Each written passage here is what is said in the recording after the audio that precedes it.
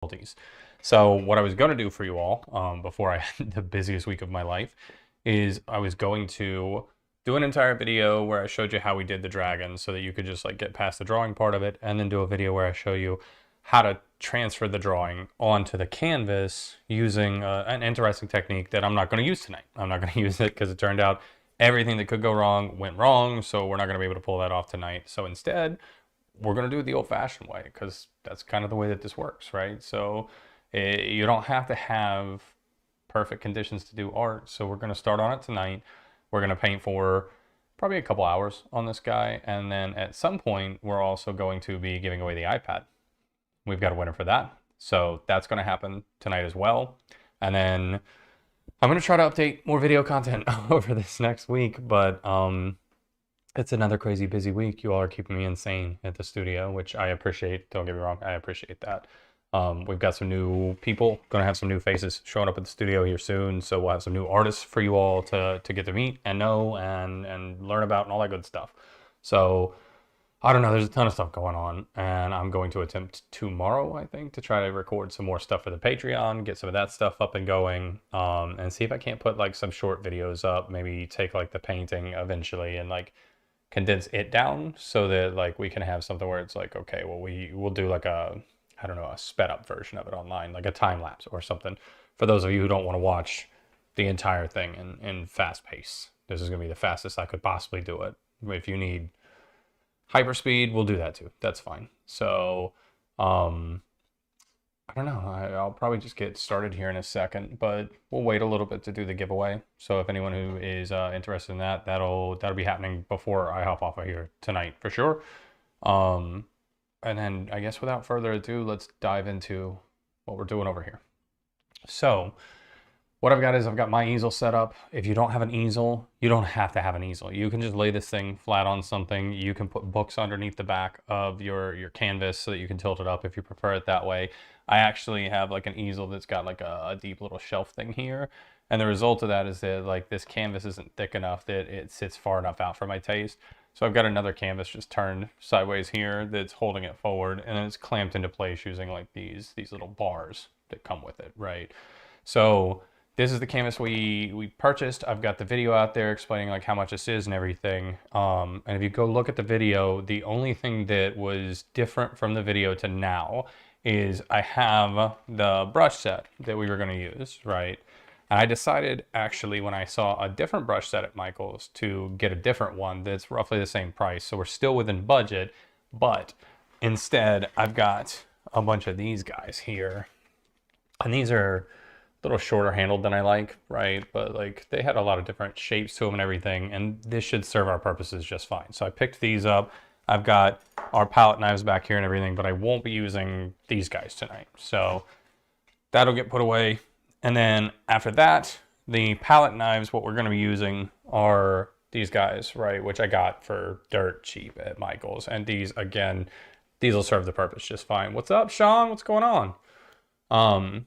This isn't what I would normally use, but this will work fine. If you ever want to pick up some nice higher end palette knives, like just something similar to this works fine, right? Like this is metal, it'll get the job done, and it's good for doing like straight lines on canvas and things like that. So I've got these, but we're not going to be using those tonight at all because that's not part of what we're doing because it's not within budget. So again, if you want to go check the video out to see what the budget was and all that good stuff, you can go check that out. But the only other things that we're working with tonight are going to be things like we got some glazing medium, right?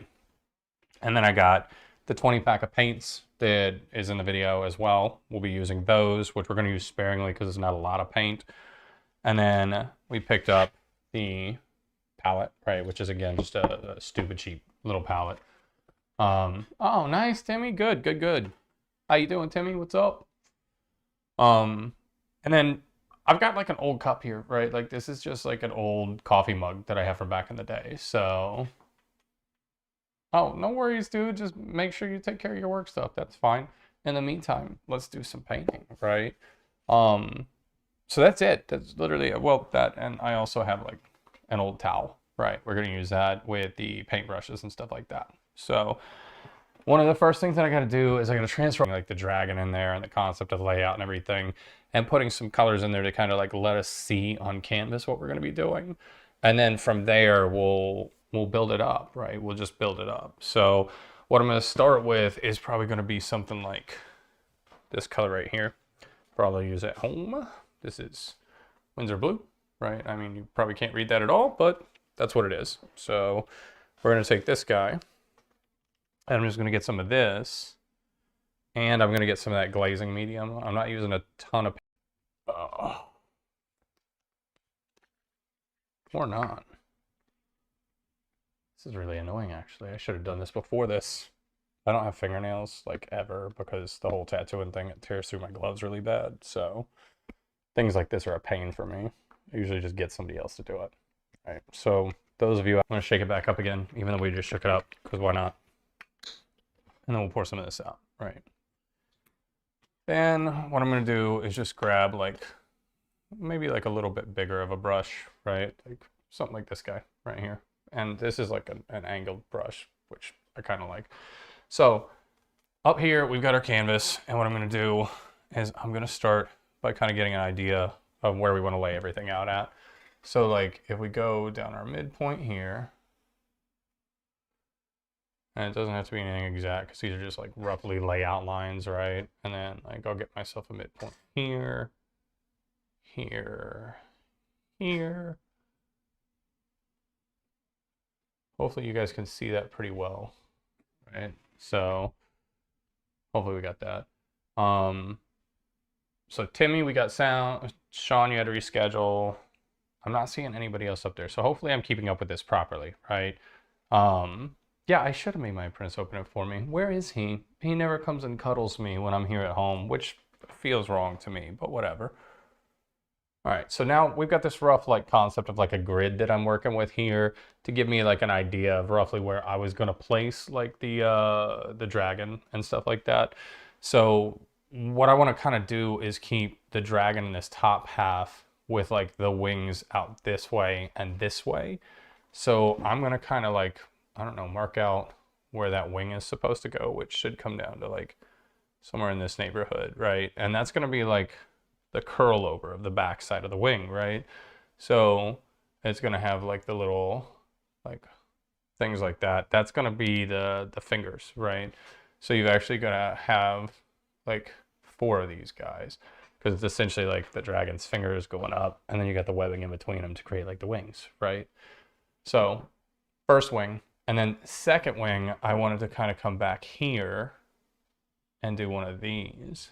And I don't want it to take up more room than like just this spot here. So we'll have that one curl over as well. And that'll make it so it doesn't take up quite as much room. All right, so we've already got like this idea of like where this is gonna be. I don't know how well you guys can see that. Hopefully you can see it decently. I'll make it darker for you so you can see it a little better. So we've got like the edge of the wing here. And then I want to bring this guy in from what'll be like essentially like a hand here. And these will be essentially finger extensions off of that hand. So hopefully you can start to kind of see that. That's the back side of the wing, this part here. Then this would be like coming down forearm style to like the upper arm, right? Then this is where the fingers go. So now we've got a concept of like the back wing, right? So then we're gonna go in, they kind of accentuate this other wing a little bit better here. But what I want to do is, because the hand would be roughly here, we'll bring this up and off like that. Then the hand would have like the fingers curling down and out from it. So this is going to become like our new kind of edging to all of that, right? So that's that front wing curling over. And then we'll just kind of bring this up through here like this.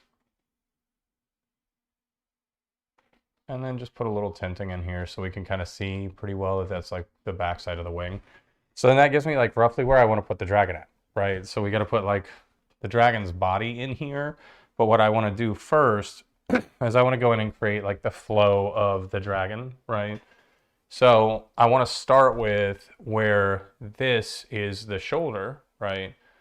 There would be another shoulder out here, and that shoulder would be coming up back like this for this wing over here, and then the arm would extend back that direction, right? So that gives us this concept of where the chest would be. So the chest of the dragon would sit somewhere in that neighborhood like that, right? Then that gives us down to like our torso there, and then hips. Then this would be back muscle down to rib, more back muscle, and then like the obliques on it. Then you'd have like the chest muscle that fans out that would be stretched. So that gives us roughly like where the torso is going to be at with like some lineup and stuff like that. Yeah, we're going to do a European style wyvern technically, right? But I feel like based on the shape of the canvas, that's kind of what makes the most sense for what we're doing. So then the next thing I want to do is get like this kind of shape to the neck. And let's bring it down like this. A European dragon, I think theoretically would have to have 4 legs and wings. I don't know what they're supposed to be related to. Maybe insects, reptile insects. All right, so then we're going to have like this big lump for the jaw muscle here. And then the bottom jaw, kind of like that. Okay. Then I'm going to come through with this like almost reptile to bird beak like feel for this area here.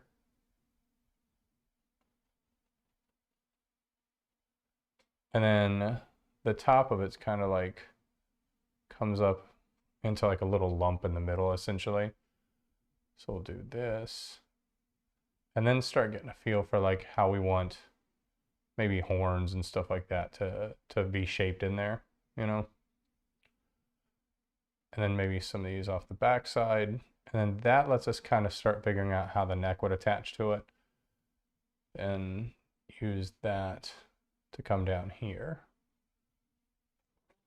So we've got like a shape for the head now, right? So then from there, I want to have like the legs, but I want it to feel like it like just took off. And so like there's like this extension almost to the legs, like it pushed off the ground, right? So if I'm going to do that, I want to have the front leg kind of extended down, something like this. All right. Then you've got like that comes out and the shin goes down. So then you'd have like your knee here and the calf to shin here.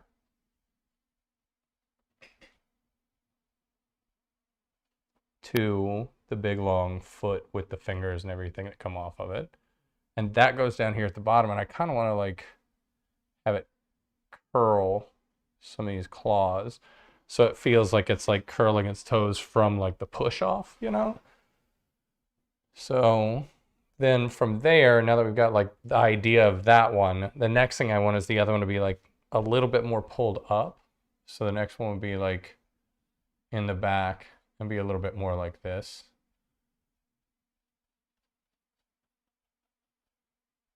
And then you'd still have this foot that comes here at that point. And again, like curl some of these toes a little bit. So it feels like there's some force coming off of it.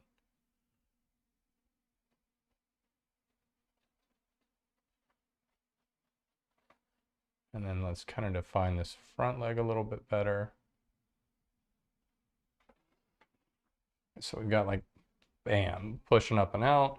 Now we've got like the tail that's got to come off of it, which I feel like would have this like kind of wave feel to it from where it's like pushing up and it's got to stabilize itself. So let's do that. And we're going to come off the back right here and kind of pull the tail from there. And you have to imagine it would come from down here and from the tailbone there. So now we want to have it like taper on its way down and kind of, I don't know, wave a little bit. So let's, I don't know, bring it like here.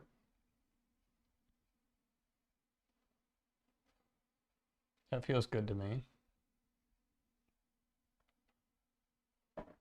So we've got like the tail starting to come down. We want to now take it down into like what'll be essentially like the clouds of smoke from stuff burning that he's going to be pushing up away from.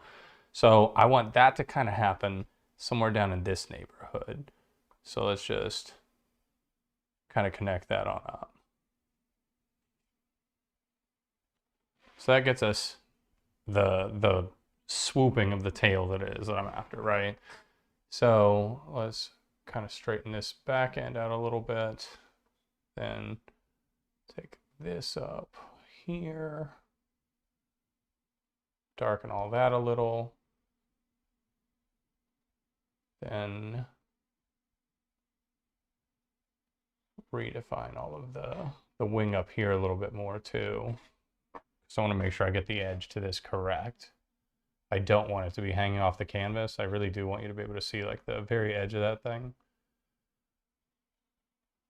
Because I want to go in and like play with the wings a little bit. Maybe go in and put like little tears and like holes and stuff like that in them. So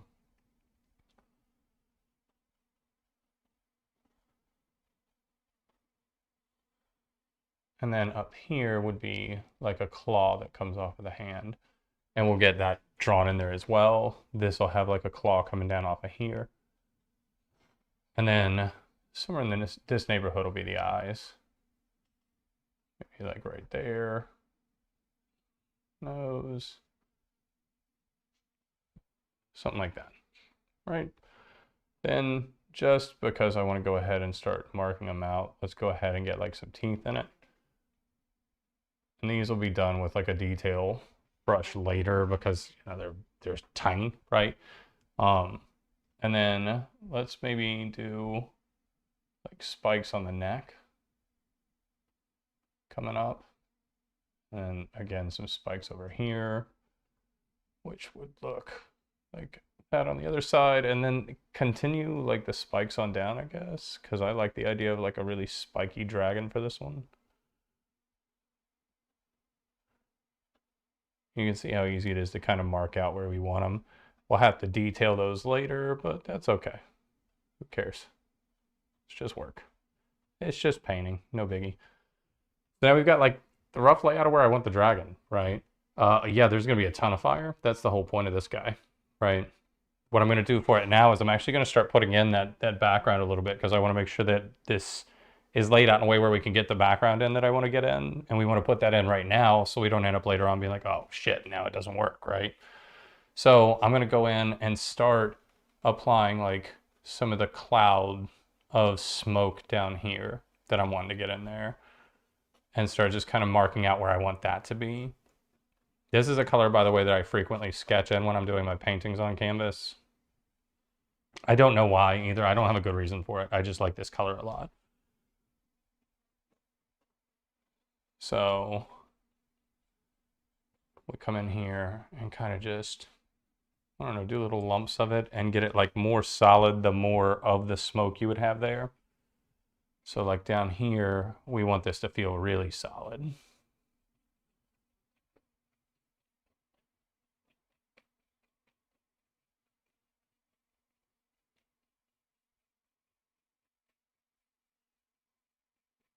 So another advantage of doing these things is we're getting rid of a lot of the white on the canvas. You don't want white to poke through. It kind of instantly makes the whole thing look cheaper. You know, you don't want your paintings to be cheap, right? Hey, Rishi, what's up?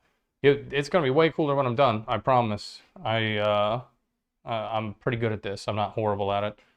I'm not the world's greatest painter. I'm no Bob Ross, but I can paint a damn dragon, I promise. All right, so now we're going to continue that kind of up out this other area here. And that'll give us almost like this vignette kind of feel to the entire thing anyway, which I like. I'm a big fan of those stylistically. So Let's keep piling some of this on there. And another tip for if you're doing this and you're trying to do things on the cheap and you want to paint like it's wet on wet, if you can't afford like a slow dry medium to mix in, you can always get like a spray bottle, like a cheap little spray bottle from the dollar store, and just mist it with water to keep it moist. It is not my preferred method because it's not as precise as what I'm using, but it definitely works, right? But you can see this is keeping the acrylic wet for a decent length of time, which lets me kind of go in and blend it a little better than you'd normally be able to do with acrylic. And I'm using like these kind of like rough strokes in like almost circular pattern to create like that effect that I'm looking for with like the cloud work. So we continue to kind of build that up down here. And so this is where all of that is going to be originating. So we'll bring this up and continue to do some of this cloud work kind of back behind it. And it's going to be coming up out of that, like it was burning a bunch of stuff and there's smoke going on and everything. And so like you're going to have some of that smoke obscuring the tail. So we don't need to be afraid of layering things over it as we go, because that'll actually help us figure out kind of what that transparency effect looks like before we even get to it. So I'm a big fan of like kind of setting yourself up for success like that, where you already kind of know what you're doing because like the tools make it happen instead of you having to worry too much about it. So all this back here is going to be some of that smoke. Then what I want to do is kind of like bring the smoke back in thicker over here and do like a castle in the background, right? With like flames and everything going on. So the castle is going to be somewhere in this neighborhood here. So let's start kind of figuring out where we want our towers to be and stuff. Right now, I'm not really worried too much about the perspective on it. I'm just throwing them in there, and then we'll make the perspective look right as we go. We could plot out the entire perspective, but you do not have to on something like this. If you're not feeling it, just don't plot it all out. It's your artwork. Fuck them, right? Like, what are they going to do about it? So back here, kind of in the fog, so we won't use full saturation colors and stuff for it, will be this little fortress.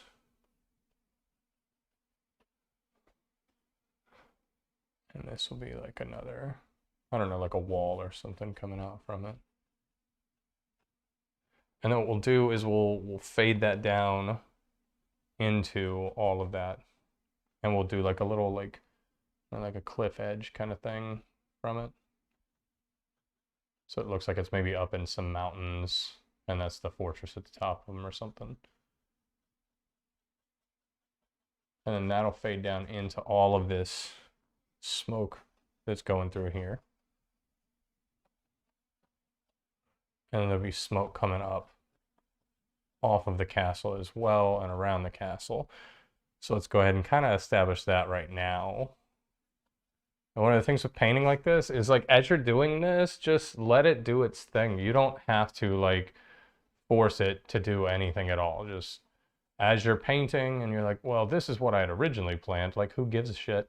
What you originally planned doesn't matter at this point. Just paint, have a good time with it, and if it turns out different, good. Let those little nuances happen. Let those changes happen. They're like your sketch lines. Use them, play with them. Don't be afraid of that stuff. So now we're starting to get that in there, and we're going to do some more kind of thick smoke coming through here. And then everywhere where you're seeing this dark will eventually get darker, and we'll use that to make it so that the flames feel even brighter when we're doing like the background. Now we got that.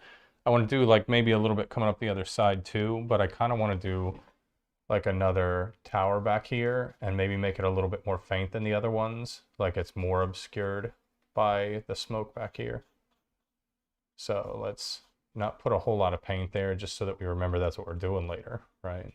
And then a little bit more.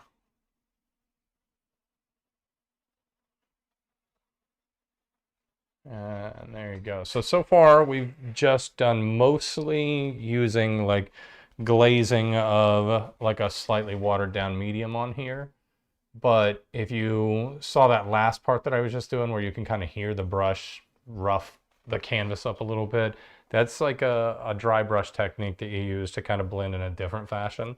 So if you are getting a little tired of your style and you're wanting to change it up, adding dry brushing as like your main technique instead of wet brushing is a really interesting way to go about it. All right, so we got that, and then the last thing that I kind of wanted to make sure that we get established at the beginning of this thing right here is I want to go in and do like a little bit of like a vignette up at the top. So I'm just going to kind of apply some paint up here to remind me that like I want this to be a little bit darker up here. And then make sure we define this wing really well.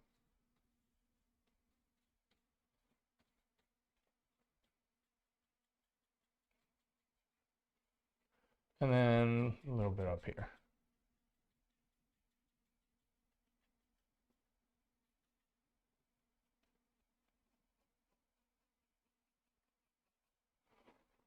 I mean, so far so good, right? Let's add some smoke back here, behind everything, and then leave some room for where that fire is going to go. So we remember that's what we want to do back there. And we're done with that part of it for right now. Bam, right? I mean, that's fast. it's real fast. We're what, half an hour in? And we're at the established phase. So I'm going to do like another half hour, and then maybe around there or sometime after that, I'll go ahead and announce the iPad giveaway, because I know that's what you're really here for. So right now I'm letting that dry for a second while I take a drink of my Mountain Dew.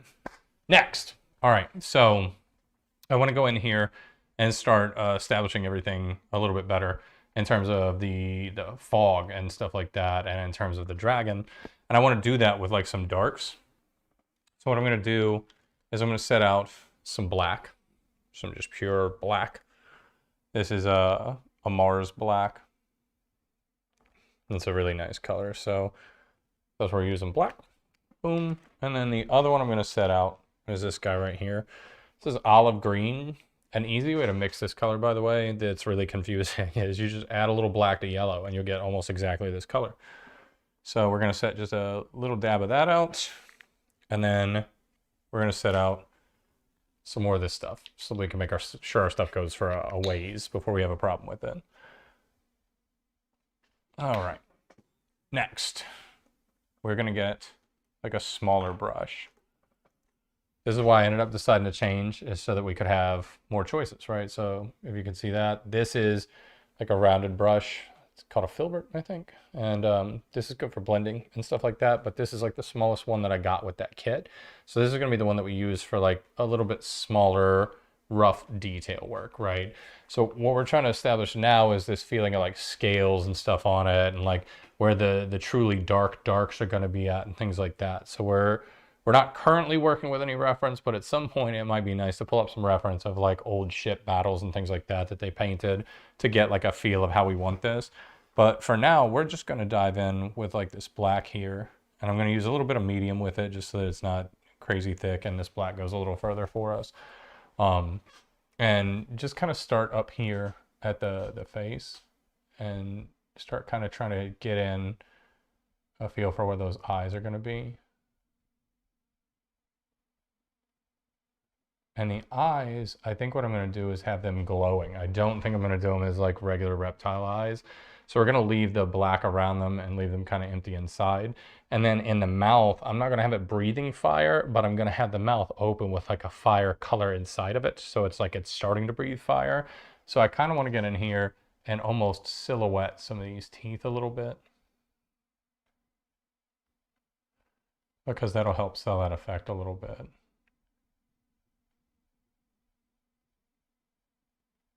And we can come back in with a detail brush later to really clean these up. But like, you want to be relatively precise with them. You can kind of see them start to get like that little jagged feel to them. And then I want to do like a line that separates this almost like beak-like nose here. And then because this is a nasal cavity, so it would be open, we're going to leave that open so that the flames kind of show through that a little bit too. So it'll be light coming through that nasal cavity. And this will be the rest of that. that edge of that face there, right? Then what we'll do is we'll come up underneath it here and do the lip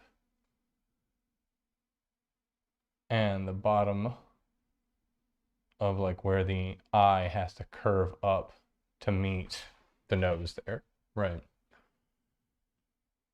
Yeah, I actually agree. I'm working on buying another one. I just have to pay like a lot of people and stuff. I will get another camera though, I promise. I'll get us like a 4K one so I can do like an up close shot for it. But maybe next time I'll even like scoot it closer or something.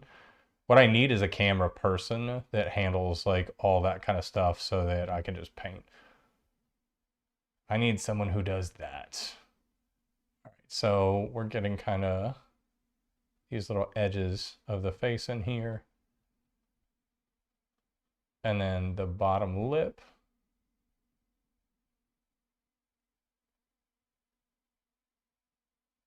And again, we're just gonna push hard and then pull up and kind of taper these little teeth.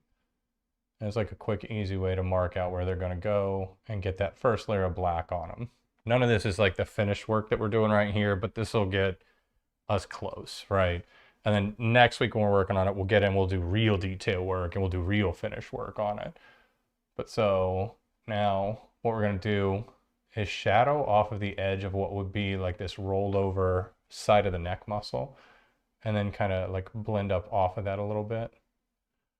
Then take that same concept down here so that you feel like you've got the bottom edge of this guy and then kind of blend that up a little bit. And you can see that kind of gives you that rollover feel to it, right? And then kind of start defining this edge a little bit here and go in and start doing these little like scalloped brush shapes where you do like the almost U shape kind of thing to start establishing the texture that will eventually become what looks like those scales there. This is like chest area, so we're going to do like longer bands of scales here. These will be larger scales. Make it feel more like armor kind of thing, you know? So now we barely used any paint at all. You come in here and let's do the bottom side of what would be essentially the chest muscle here. Bring that up in and essentially do the same thing here that we did up here for like these scale patterns that would be on the pec muscle here. And then the connection of the neck down. And the scales going down for that. So that kind of establishes like a rough idea of like what's going on through the chest area. And now we need like the back side of it to have it shadowing done underneath here. So we've got all of this would be almost pitch black.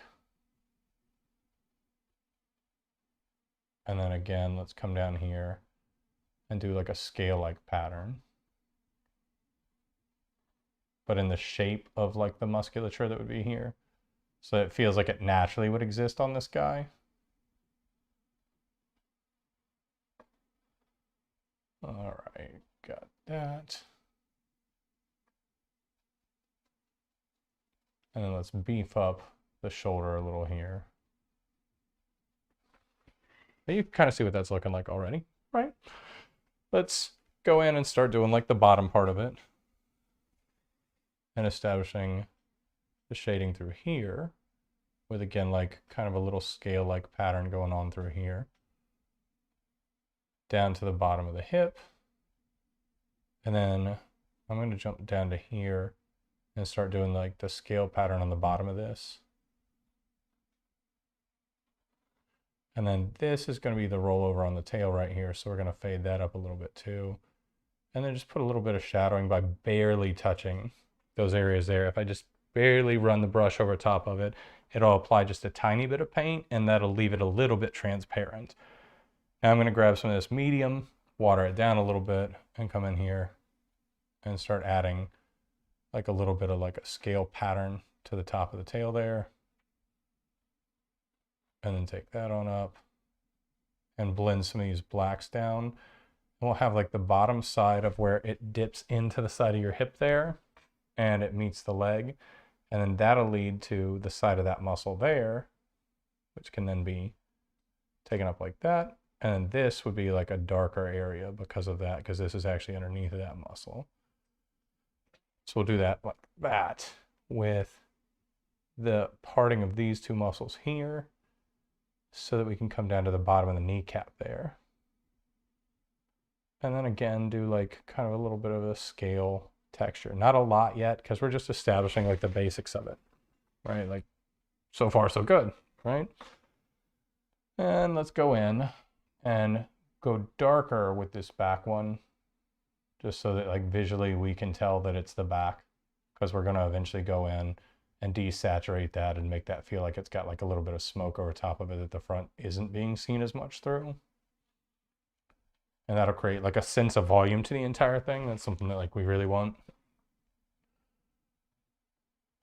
So then let's get this concept of like the back leg in, and then do the bottom of the shin here on the front one. And then the bottom of the calf muscle here, and kind of feather that up a little bit.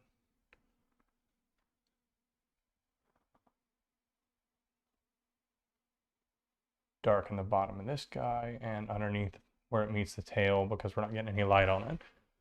So that's like the start of our legs there, right? And then what we're going to do is come down and nail the feet while we're here. And what we'll do for that is you got like the bottom part of the feet, and then we'll just kind of like get the shadowing that's going to be in all of these, because we're going to want to use a detail brush for the feet. There's really no way that we can do the detail level that they need otherwise. But we can definitely get like our darks established at least. So let's darken those feet up real good. Let's get those like little claw silhouettes in there. And then that back claw. So now we got like the feet kind of roughed in. We want to go down to the tail next. So let's kind of bring this down like this. And then start going dark on the bottom through here, so that it feels like that's how the light would hit it. And then again through here. And just fade those with each other by like not getting more paint, just kind of like softly feathering them out, right? Like that. Boom. So now we've got like the roughing end of the tail. What I want to do next is start kind of coming in and doing like the various details and stuff that we haven't done on the dragon yet. So let's start back here with these little finger guys. What I want to do is kind of do the bottom side of them, where like the dark underside of that rollover from the roundness of the finger would be, and then we'll have like a top part of that then has like a little bit darker edge coming off of it into like the fabric of the wing, and that'll give us this illusion of like a 3D little space there that's stretching all of like the leathery part of the wing in between it. Right, it's almost like a structure that it's attached to and being spread with. So that's what we want to make sure that we're getting on there. Then let's bring that black on down here too. And let's bring this real far forward, something like there. And then make sure again we get this area.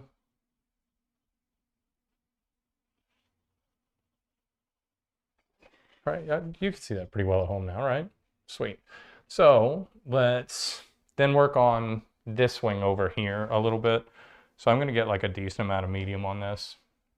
I'm just going to go in and start trying to like establish like this leathery part of the wing.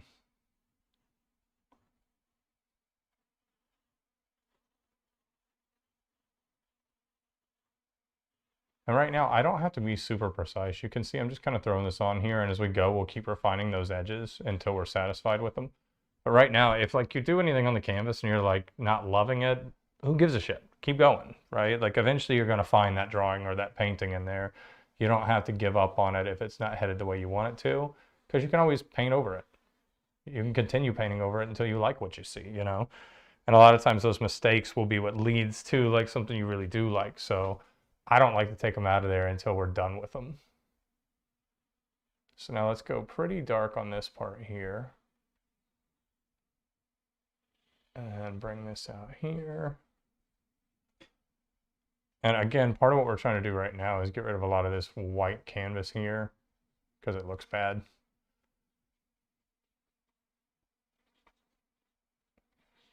That's one of the advantages of layering this way is eventually you're going to get rid of it kind of on accident. So that's the backside of that wing. Now we got to finish the backside of this wing, and then we'll do the top of the head, go down to the spikes, and then I'll show you how we're going to do some of this this smoke stuff so we can start establishing all that.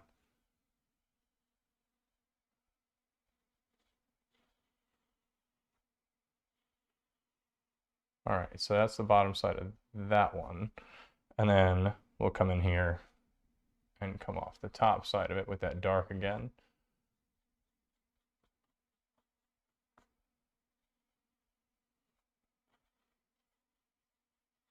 And then just give like a rough fill of those areas there. Doesn't have to be anything great right now. It's just kind of establishing what we want this whole thing to look like. And then all of this will layer up into a really detailed feel because we're doing this in like thinner layers that we're glazing on it, right? So now we can come in here and kind of establish the bottom of these horns and how they kind of taper to the face. Then same thing here, we're just establishing like the center of the head and how like the topography of it looks really.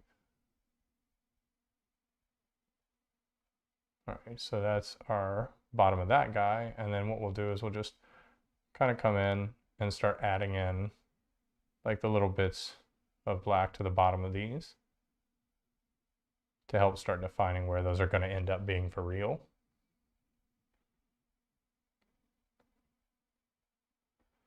And then let's do the bottom of the jaw here. And then I like the idea of giving it almost like a little beard of like spikes. I just think that looks cool on dragons when they have like a ton of spikes. And then that would mean that like we could do like a beard of spikes back here too. Like that. And then there's actually a little bit of skin that sits right here in their mouths. So we'll mark that out too. So that gives us like a little bit more detail on the face, right? And then we'll come in and just kind of mark out the top of that horn too, just so we know where that's at for later on. And hit like some of these edges of the wing, just so it's like not all the same tone later on. When we hit it, we want like a little bit of variation there, because that'll feel like the thing kind of like rolls over a little bit. And yes, I agree. Especially collars, Richie. Collars are better with spikes. Bracelets, belts, all things. All right, so now let's go ahead and do the dark parts of these. And I'm starting out by like just barely touching the canvas, and as I get close to it, I'm pushing down so that it tapers my brush stroke for me. And that way I don't have to go in and like do every tiny little section of it. I can make the brush do the work, you know? So then we got these.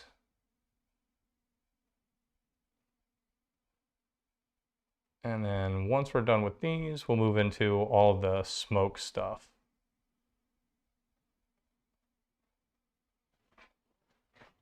And actually, I didn't even think about this, but let's go ahead and do these edges. I don't know why I didn't notice this wasn't done, but we're going to go ahead and knock this out while we're over here. All right, so then I'm done with that brush for right now, too. So where are we at? 6:44? We got 15 minutes till we're at an hour. That's pretty quick. 45 minutes of painting. That's pretty quick. All right, so let's move on. Let's grab this big old brush here. This is a flat. This isn't even meant for the work that I'm going to be doing, but who cares, right? We're going to do this anyway. So I've got that olive green still, right, that we haven't really touched. And we're going to take that and we're going to mix it with some of this black and some of this blue too, right? Because I like that color. I'm just going to take the literal color that I just mixed up off of that that's on the brush, right? I'm just going to start going in and adding more of this smoke with that. this will start tinting it like a color that makes it stand out apart from the flames. And that's actually going to be part of what sells that flame effect a little better, because that'll help with the contrast. Then we'll come in and keep darkening the areas down here at the bottom so it feels like it's thicker and thicker smoke. And each of these layers will actually add a little bit of like that variation of the shadowing as we build it up. And that's going to be really helpful too. A lot of this is like, again, letting the tools do the job for you so that you're not spending all your time trying to get an effect that the brush could just do for you.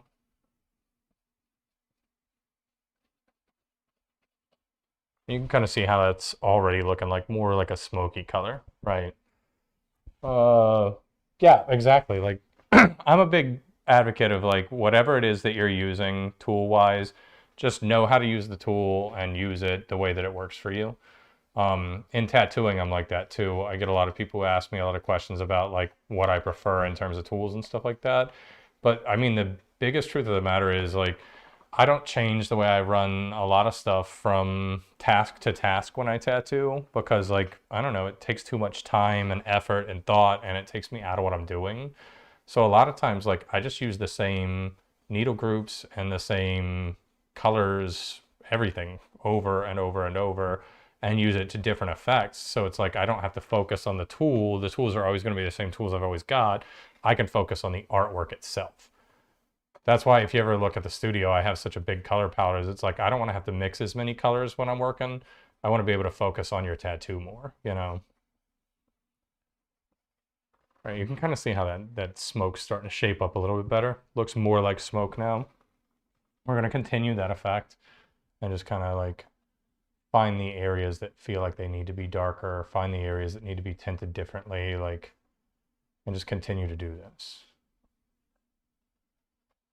I like the idea of using this olive green as like the base for this smoke too, because we're going to be desaturating as we go too. So to give it like this almost dirty feel, like it didn't just kick up a bunch of smoke when it jumped up, but it was like heavy enough to kick up the dirt into the air around it. So like the air would be dirty. That to me is like a big thing when I'm painting or I'm designing a piece, is I really want to figure out like, well, how does this thing exist within the environment I'm putting it in? If you come to me and you're like, hey, you know, I want like this animal and then I want like this flower and blah, blah, blah, I'm probably going to try to figure out how that animal and that flower will be interacting with each other and make a scene of that happening. All right, so I'm going to need to pour out a little bit more paint and all that stuff, because we're already done with my glaze that I poured out for that. But you can see how far this is making like the paint go. We barely used any paint at all. I'm going to be able to use this paint over and over again, you know? So then this was the area where there's smoke up here by the castle.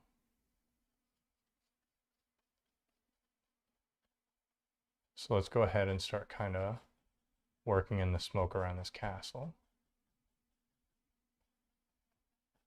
And if you can't hear that, that's kind of more of a dry brush technique I'm using right now, so that I'm not applying too much paint to the canvas at one time.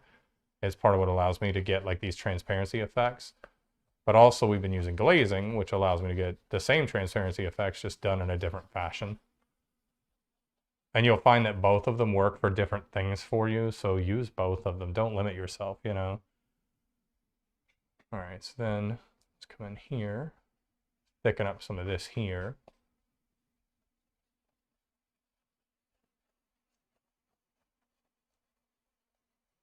And as we get back here, I almost want it to have like this almost fog-like appearance to all of this. So it's like there's not nearly as much smoke back there, but you are seeing like through a whole lot of the atmosphere and the smoke effect. So you'd get like that tint over the whole thing that we're starting to put in there by just dry brushing that over top of that. Then we can come in here and make this like good thick smoke.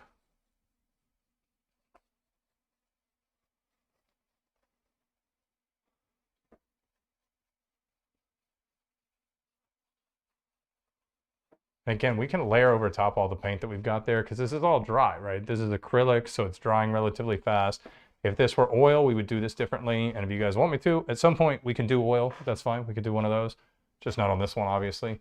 But that's mostly because I wanted this one to be something where it was like you could afford to do it pretty easy, and you could do this with your kids if you wanted to. Your kids could paint this. This is not this difficult to paint, right?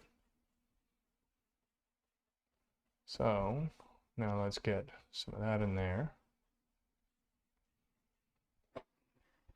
So we're starting to get like that feel of the volume down at the bottom. So let's kind of continue to build that up in some of these areas. Like right here, I'd like this to feel pretty thick.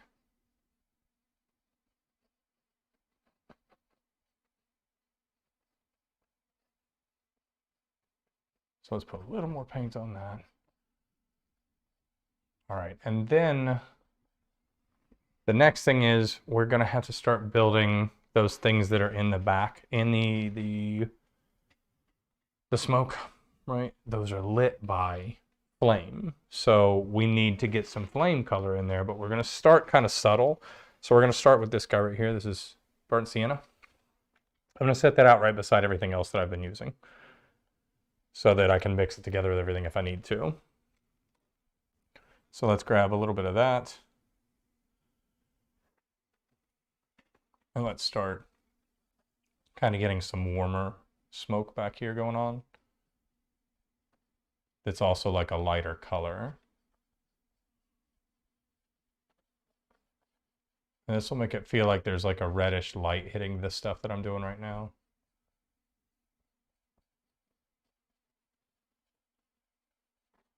You can kind of see that already. It's got like that tint to it, right? Right, I mean, like if you use this stuff correctly, I swear the paint and everything does everything for you.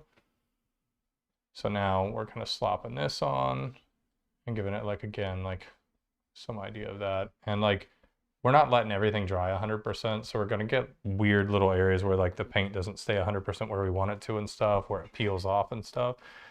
I don't mind that personally. I kind of use it as like an effect. But if you're having problems with that, you can always just wait for it to dry for a little while longer. Or if you're super brave, you could take a heat gun to it. I've done that before. It does work. It's interesting, but it does work. So let's pour out some more black. I think I need some of that. And we'll go in, we'll take this black, and we'll start getting really dark down here. Because now we're starting to get a feel of where we want the contrast at anyway. So let's get like our dark area here. And then we'll come back over top of this with some lights to kind of lighten the areas we want lightened. But I want some dark down here. And you can see like it gives you this really nice contrast value, which is what I'm after.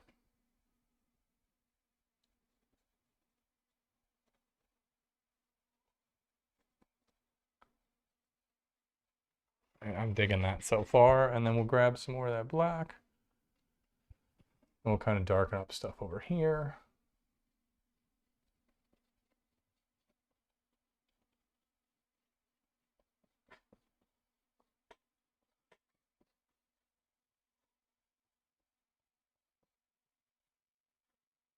And just kind of blend that out a little bit.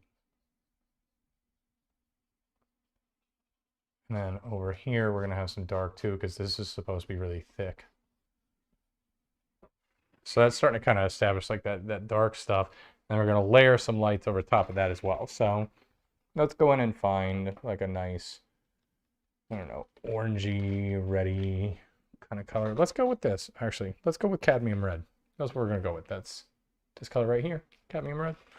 We'll pour a little bit of that out right beside what we were working with. I don't need a ton of it, not yet at least. But this will help us to kind of start establishing a little bit of like that flame tone too.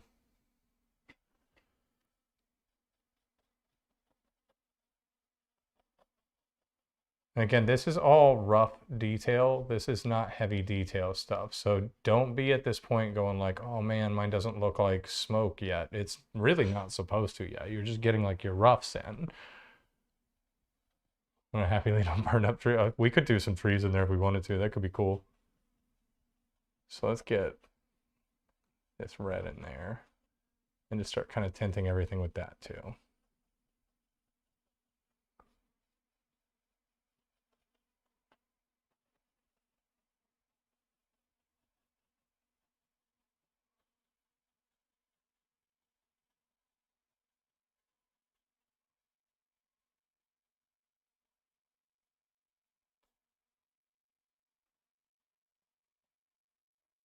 Something like that. So we're starting to get like that dark sky that's going to be happening behind there. Oh, hey, Caitlin, what's up? I assume I know what you're here for. We could do that right now, actually. We're at 6:56. We could do the giveaway. Does everybody want to do the giveaway? If you want me to do the giveaway, I could do that and then get back to painting if you'd like. I'm fine with that. All right, so then let's come in here and do some sky behind it in this like reddish tone.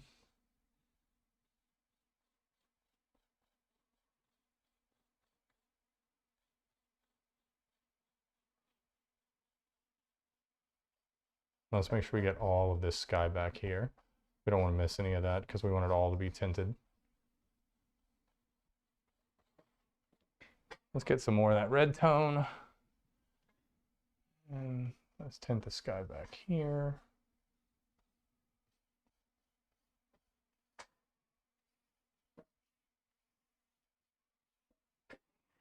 So now we're starting to get like our color blocks in that give us like kind of a concept of where we want to go with that. And now like I'm actually going to jump around a little bit to a part I wouldn't normally jump straight to right now, but I don't know, I'm having a good time with it, so I want to do this. I'm going to go in with something relatively small.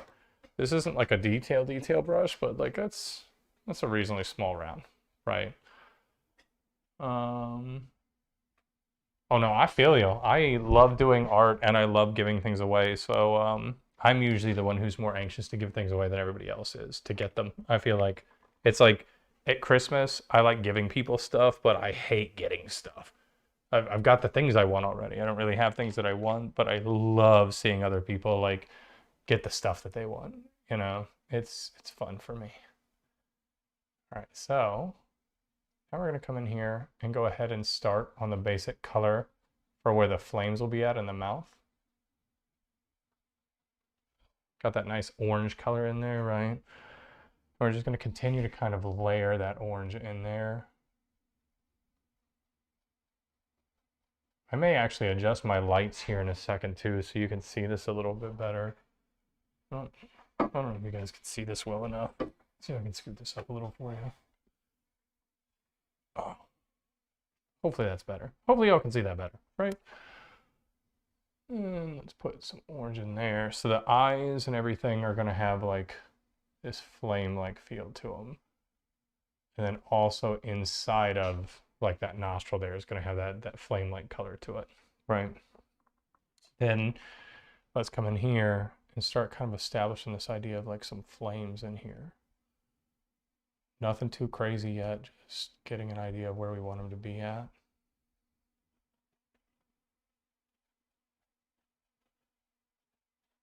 And this will be our like kind of base tone for everything, and we'll work out from the orange into your yellows and whites and out the other way into like your reds and stuff like that. So let's come in here and start getting a concept of like some bigger flames here.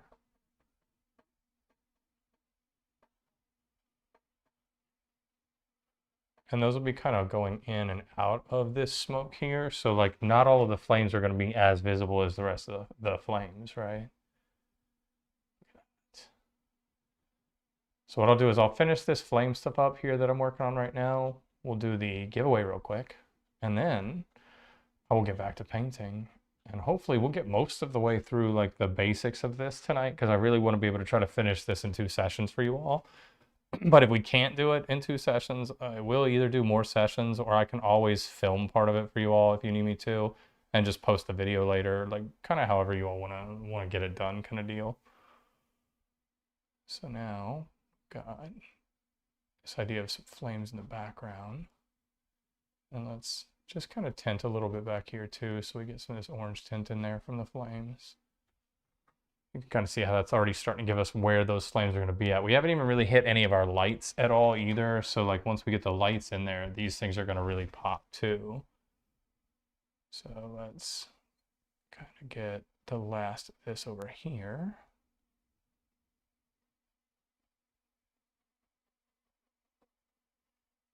And then maybe put some flames down in here.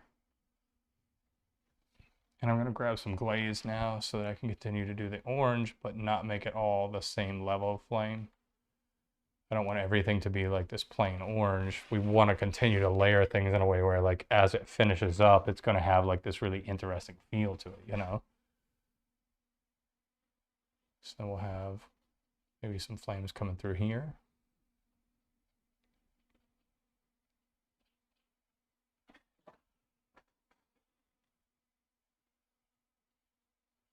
And we'll do like some bigger ones here because this is pretty far up front.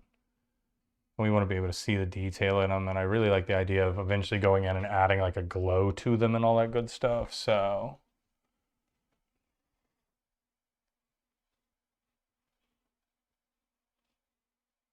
right now we're just establishing where they're at, but these need to have glow coming off of them, and then they need to have like brighter tones inside of them to give them the effect that they're putting off light. And all these darks that we're putting in here are going to be what really holds that effect up for us. That's what we're going to build this whole thing off of, is those darks are what's going to sell the lights. Let's just tint all this here with like an orange tone. Little orange tint here.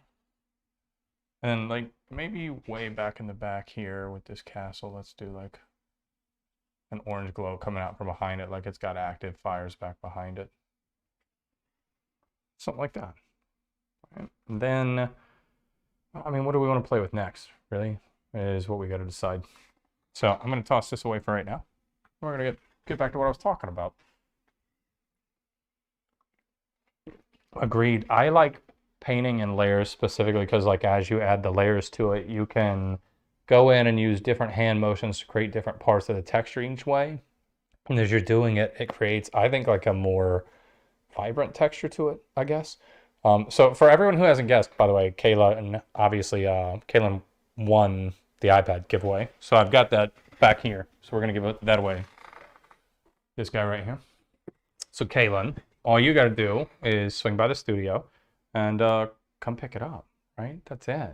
Congratulations. Everybody's stuff looked awesome. I looked at all of it. I haven't gotten to really comment on too much of it, but I'm going to as soon as like I get off here. I'm allowed to now. They look freaking awesome, dude. Like most of them are a lot better than mine are. So good job on all of those. And Kaylin, again, congratulations. Richie came in pretty close too. So I'm probably going to have something for you, Richie. I don't know what yet, but I'll probably have something for you because I think that's fair. So, yeah, just let me know, Kaylin, when you want to swing by, maybe message the studio or something like that, and we'll get that set up. And I'll take this up there to the studio and you can pick it up there. So, without further ado, let's get back to painting, right? Let's do that. So now that you know that Kaylin won, also that, while I'm still thinking about it, we still have the other contest. We still have the coloring book competition. I think there's only one drawing up on it right now. So if you go to that status and you download the picture that I drew and you color it, you can win the Prismacolor pencil set too, which is 48 Prismacolor pencils. And those things are awesome. You're going to love those if you end up winning them. So go enter. Don't be kicking yourself in the foot. If you've got a kid that likes art, have your kid frickin' color something and put it in there. Just download that picture, have them color it, put it up. Same rules. Everybody just go get people to like your picture that you post up on there.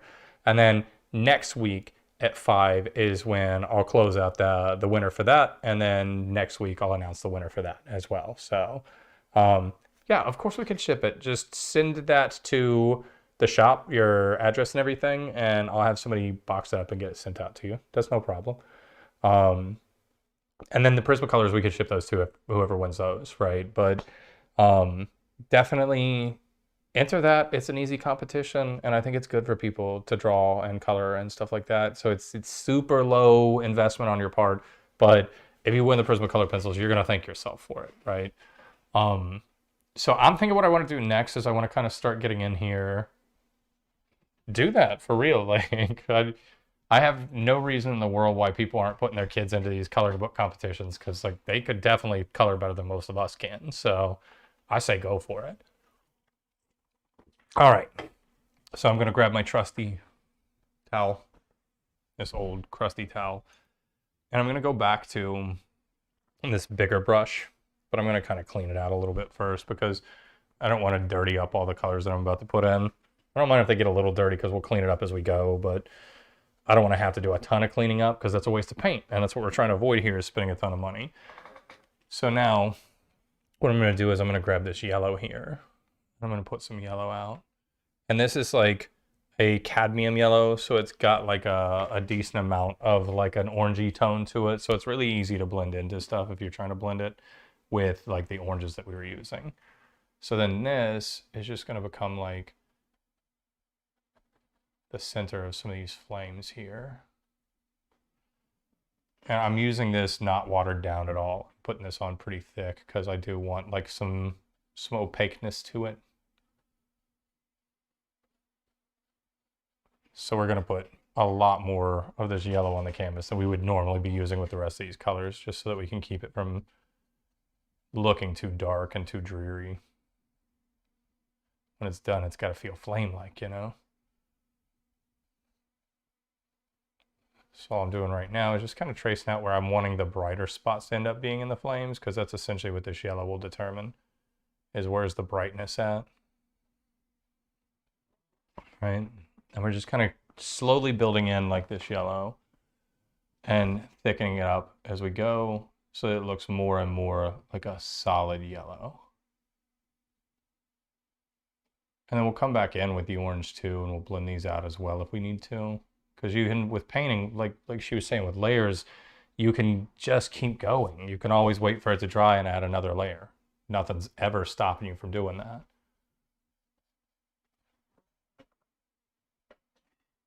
So let's get plenty of this yellow in here. And I'm going over the foot there because you really would have like a blowout of that light there too. That really is how that would feel in real life. So like that'll help us get that feel anyway.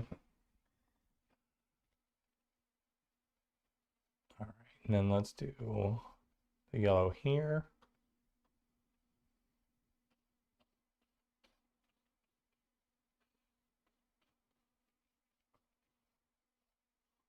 Let's just get some of that yellow tint throughout all of there so that you can tell there's fire everywhere, even if we end up accidentally missing a spot.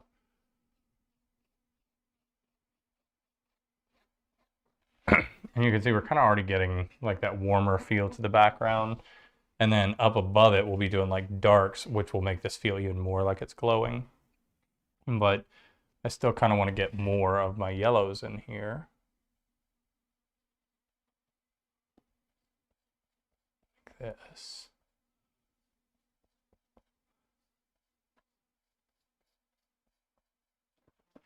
And then once I'm out of this yellow here, instead of pouring more out, I'll probably pour a different yellow out because I've got two different yellows. I've also got this like slightly more cool tone guy. This is my process yellow. This is like yellow. Okay, so when we talk about primary colors and I tell you like the primary colors are C, M, Y, and K, cyan, magenta, yellow, process yellow, right? So let's grab some of that, start putting that in there. We want to get that on kind of thick because we don't want to expose too much of like the dark underneath of there by pulling all the paint off.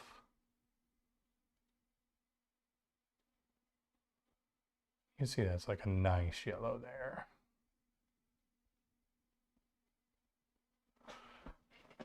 And I'm going to grab a little bit of this like orange and start coming in, adding like a yellowy orange tone to all this stuff here. Again, just kind of getting these flame shapes in a little bit. And then after this part, we're probably going to have to let these flames dry a little bit because I want to go in and add like the bright centers to them, but we're not really going to be able to do that while they're still a little bit wet because it's just going to take all the paint back off of it that I want to put over top of them. So let's kind of just get like our sky tone again.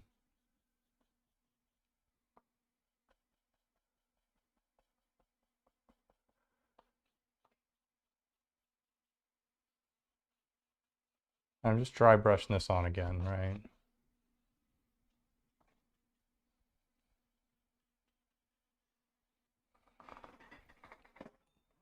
All right, so that's that for right now. What we're going to do now is I'm going to kind of go back into the back and kind of screw around with it.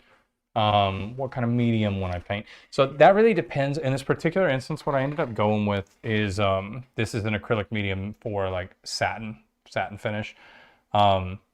I kind of change the finish depending on what I want for the particular piece, but sometimes I do like a glazing medium like this one would be. Sometimes I use like a slow dry medium so that I can kind of use it more like I would oil because, you know, it's acrylics, so it doesn't always do the stuff that I want done.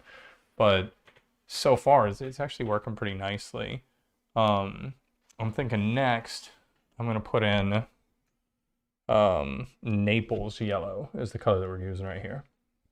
And then this is going to be like a lighter tone, but it's like a dirty light tone essentially. So now I'm going to go in with this guy, another filbert. It's meant for blending, right? Grab some of my glazing medium, mix that into this guy. And then we can go in here and create like a bright orange kind of feel with it because it's got that kind of dirty white tone to it. So it's got like a nice warm feel to it. And that still allows us to use white instead of having to, suddenly we've only got like the one tone of bright. Well, now we've got like several tones of bright, which will help to sell again the illusion of depth that this thing's supposed to have when we're done. And what we're doing is just kind of going in and adding like certain spots where it's like there's a thickness of flame, like there's a piece of flame coming up kind of deal. And then like down here, we can come in and do like a lot of little flame style stuff.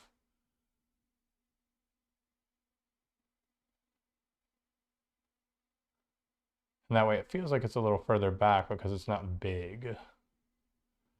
Big pieces feel like they're close to you. It's not the amount of flame, it's the size of each individual piece coming up and like what constructs the piece will determine like how close or how far away that feels to you, right? And you can use the size of the ones up front versus the size of the ones in the back to constantly establish deeper and deeper depths into the piece.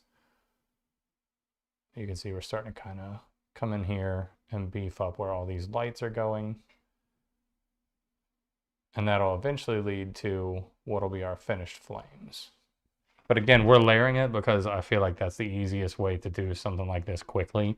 I can do them alla prima, but I'm gonna be honest with you, I honestly feel like alla prima is a little bit slower. I feel like this method lets me go from like blank canvas to finished piece a little quicker. If it's acrylic, If this were oil, I mean, you kind of alla prima everything. Not a lot you can do. It's all wet the whole time, so you have to wait forever for it to dry. For anyone who's ever used oil, you know what I'm talking about. For everyone who hasn't, that's part of why people end up not using oil is like, sometimes you don't have time for that. And then we've got that one fortress that's going to be back here too. So I kind of want to do like a glow up off of it from the back. And that way we can kind of silhouette the one in the front without having to go super dark on it. And that'll help to make it feel like it's really being obscured. So now we get a feel for like all of where the flames are going to go at, you know? So I'm going to go in and start taking some white. Some titanium white right here. Boom. And we're going to pour that out. We're going to use that to kind of beef all this up too. So let's get this white out. And let's mix some of that into our brush. I didn't bother to rinse this thing out because who cares? Legitimately, who cares? We can start kind of putting in some like hot spots.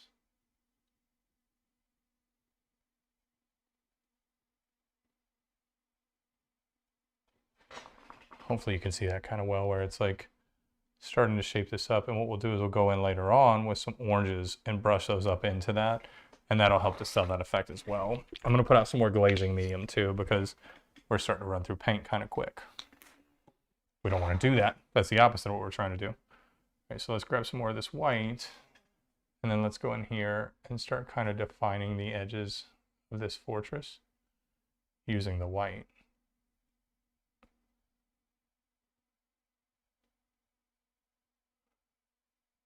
And you can see we can kind of get the little battlements on top of it by doing that. And that'll use the background lighting effectively to be what separates apart this guy from its background.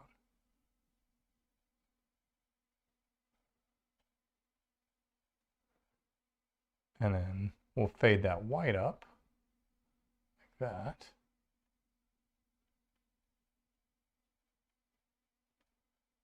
And then do the same thing up here on top of this guy.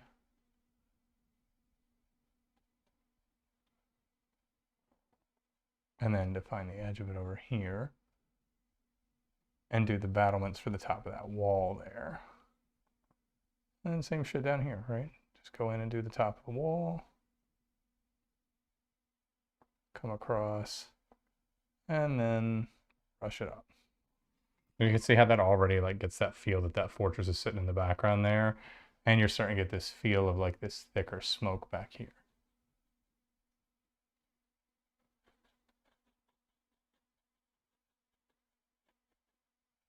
Right? I'm already digging that smoke. It feels thick. I dig it. So let's grab some more of this white and come down in here.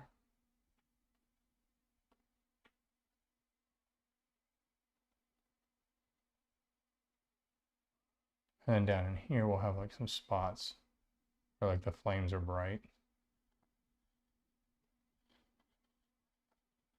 And they're poking out past like all that smoke there. And we'll do the same thing here where like there'll be some flames showing in the background. So we'll go ahead and put some white in for us to layer those across.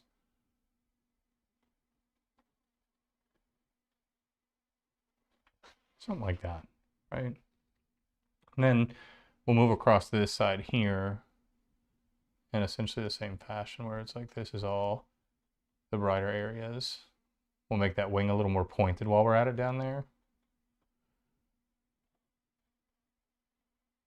And then come in here and start getting the actual like brights for these flames. And then brighten up some of this stuff back here.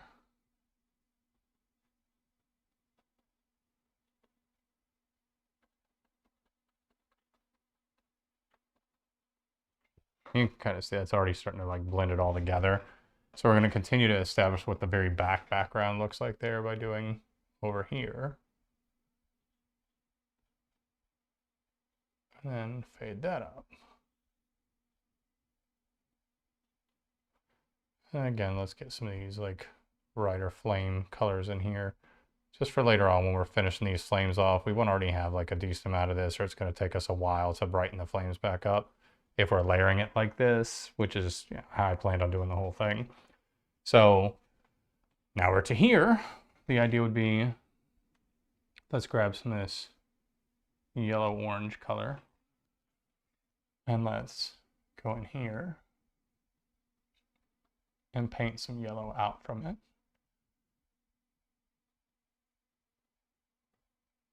Same thing here. Let's put some yellow in the center of these eyes and in the nose. Just a tiny bit for those guys, right? Then let's grab some of this white here. And let's pop some of the white down in like his little throat area there. And in the center of his eye. And the nose. I don't know how well you can see that, but it's already kind of looking like flame, right? So let's grab some orange. And let's mix all that together a little better. And then we'll come back over all that and layer it again later too. Then let's start kind of going in and finding like where we want all of our highlights to go up here on the head. And do them with this like yellow-white tone that we've essentially got here. And that way everything's staying in this same color sphere. Like we can always adjust that more later, but this again will make our jobs a little bit easier. So we'll come down and do like this little halo of the lip down here with it.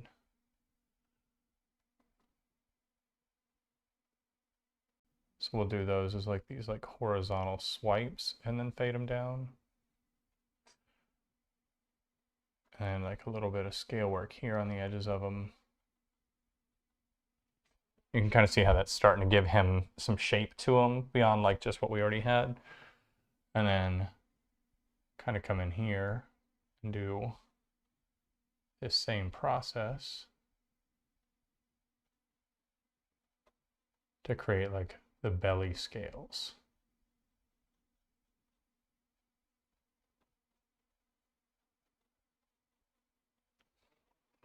And that already gives us like some sort of light sourcing concept to it, but we're going to continue to blend that in as we go. This is just like the bright part. It's not our central lighting to the whole thing. So like our mid tones aren't going to be this like yellowy tone, and this yellowy tone is going to get toned down a lot as we go. That's why it's important to kind of like put a lot of it on right now. It's because we're going to be layering over it, and if you don't have enough of it, it won't even hardly show through. And then let's do just a little bit of it on these. We'll dry brush that up into them. All right, so we got that. And now I kind of want to play around with the dragon itself and go in and start kind of like turning it into something a little bit more detailed and color-wise, something more like what I want. And I'm looking for that for, again, going back to something like the burnt sienna that we were using earlier. So I'm going to set that out and we'll start painting with that. So let's get that out there. Put that away, and I'm going to water it down a tiny bit with the glaze, just so that we're not being overwhelming with it.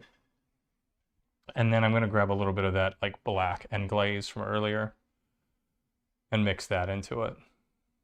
So I've got like a dark burnt sienna. And then what we'll do is we'll come in here and start kind of creating even more texture on it. But this will bring in like a mid to dark tone feel.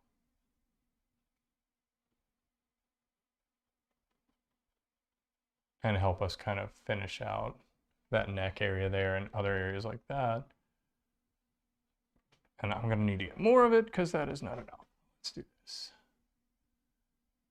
There we go. A little bit darker, right, like that. The trick here is we're trying to like go in and make sure our light source looks good and make sure we like the coloration of the dragon itself. And that could really be any coloration you want. It's a damn dragon. There are no hard rules for that because, you know, they're fictional freaking creatures. You do whatever you want. They're not going to come do anything about it. All right, so now we're coming in and kind of defining the teeth a little better too, because this is like a little bit smaller, sharper brush. I don't know how well you can see that, but I'm really digging like the kind of spiky nature to the whole damn thing. All right, so then let's do the skin that goes here. Bring this down and do all of our little teeth here again so that we can see those.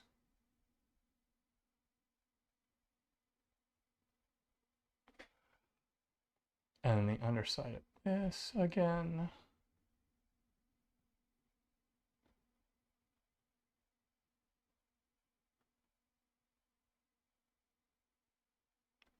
You can see that's starting to really beef up the contrast that we've got on the face here, which is what I want. Right? We want a good high contrast image because if there's flames lighting everything everywhere, this thing is going to be like an absurdly high contrast image, right? So let's grab that, come in here, and start doing some of these little spiky guys too and get their contrast value up a little bit. And then again, we're doing like more and more scale work as we go to continue building that texture that we're putting on this thing.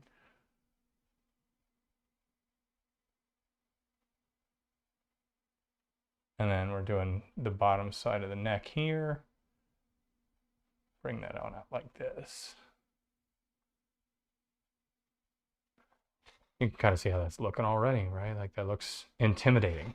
Looks intimidating, which is what we want. We want a scary ass dragon. It's burning everything, right?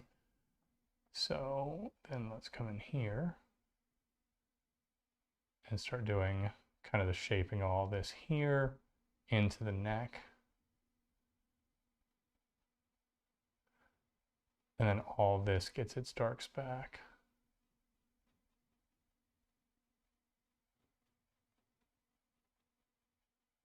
Just kind of smooth that out a little bit as you go. And then work on through here. And we're going to kind of do these little scales that interlace into it on the belly area. And then continue to do the bottom side of those belly scales. Excuse me. Let's grab a little bit more paint.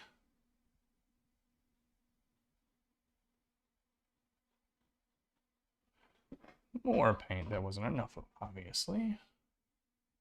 All right, and then the underside here is going to get darker, so you've got like that roll around down to the tail that you've got like the light hitting. And then up into the side of the leg here. And then again, kind of move in a scale pattern to establish some of that there.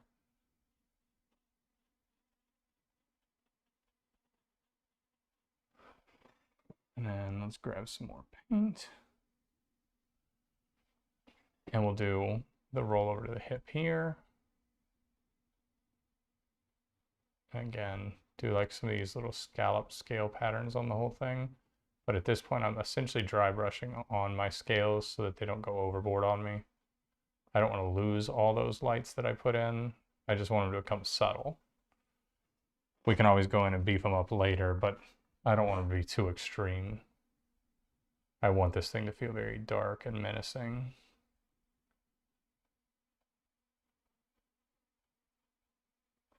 All right, so then that gets us to that. And I kind of want to start doing like these wings to get like that dark feel that the whole thing is supposed to have to make those lights look bright, you know? So let's start coming in here and creating like the color that we want for the wings. And we'll start with this like dark burnt sienna color to create like a warmness to the wings, because I'm going with like a red-ish dragon, but like with it being like a black dragon that's got like a red undertone to it, you know? So let's get all of that in there. Bring this across. And then I'm going to grab a bunch of this glazing medium so that I can start moving this around a little bit better.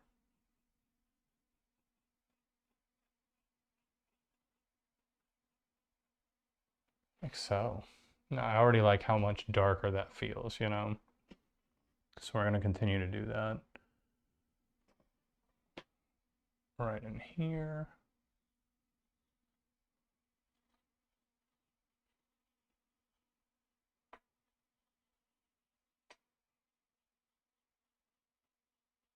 All right, so that establishes that one pretty well. We're going to grab a little bit more glazing medium just so we can smooth all this out so that we've got a lot more of it covered, because we don't want as much of that white peeking through. Over time, that's got to completely disappear anyway. And then we'll do that last wing back there. Or not wing, that last little web back there is what I meant. You knew what the fuck I meant. All right, so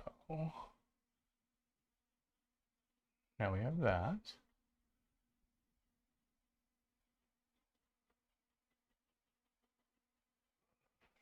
And then this guy back here, I want to be like dark, right? Like almost a black kind of feel to it. So we're gonna bring a lot more black into that burnt sienna now, and then put that on here with some of this glazing medium mixed in. You can see how nice that color looks right there.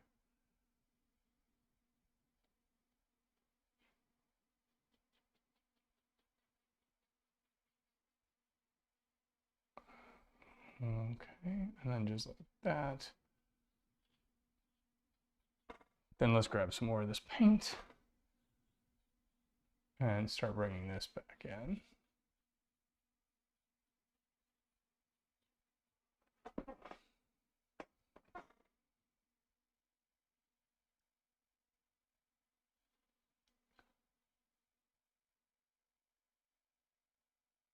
Like that. So that gets me that like darkness to that wing that I want, and we're gonna have some of that going on back here in the fortress and stuff too, but not as dark. And then up front, we're gonna go in and really create like a thick cloud feel to the entire thing by putting some like lighter tones, but not super light tones on top of all of like those darks we created. So now let's go ahead and come in here and get this color established.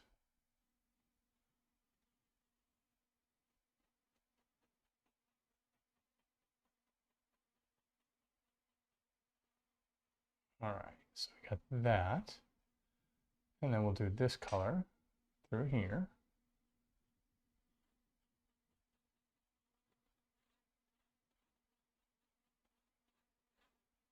What I'll probably do too is I'll take a picture where we're at on this so that you can see like what it is that I'm seeing, because I can see on the screen that it looks all right, but I can't tell if you can really see what I'm seeing kind of thing. So we'll get some pictures probably posted this too for you to look at before the next session. But you can start to see how nice that back wing's starting to look. And we're starting to lose all that blue that we put on, which is good because, you know, it's not supposed to be in the final piece. And I sketch in weird colors. So what are you going to do?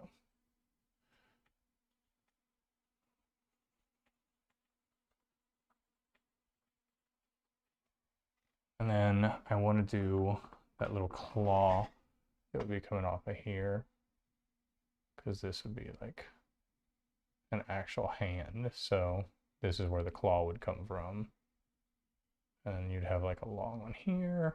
I'm thinking I may even put like little claws on the tail ends of each of the wing tip thingies, right? You went to dinner and yeah, I mean, like I told you, I'm really right? What'd you have for dinner? Why didn't you bring me any? I'm hungry. I'm very hungry. I have an issue with my mental health condition where it is difficult for me to make my own food. I have dissociative issues with it, so then I end up not eating. Which is why you see me eating so much junk food, for everybody who's curious. It's literally the only way I get enough calories in a day. All right, so now we've got that, and I'm putting some black in here so that it's different than that really dark tone we have. That'll create like an even deeper feel to the whole thing, right? And so we got that done. We could start working on the tail and stuff, but I kind of want to continue working up on the face area. So I think what I might do is grab some of this white and just mix the white in to my color that I've got here, this burnt sienna. And just grab a bunch and get me like a lighter tone and come in here and start kind of adding like little highlight details, like little spikes and stuff.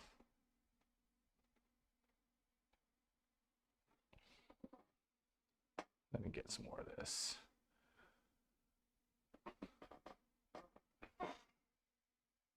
And then like for these horns, kind of give them like a little bit of like a, I don't know, a cut back with that white to give it a feel that there's like ridging to the horn. And then gotta get this section.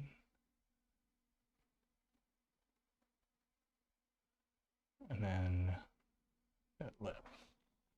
Right, you can kind of see that how that's starting to look, right? Oh, Carrabba's. I'm not a Carrabba's fan, honestly. Like, it is definitely better than the other stuff we got in the area, though. What are you gonna do? Eat Olive Garden, right? That's basically fast food. Basically fast food, Olive Garden. I don't feel like family when I'm there at all.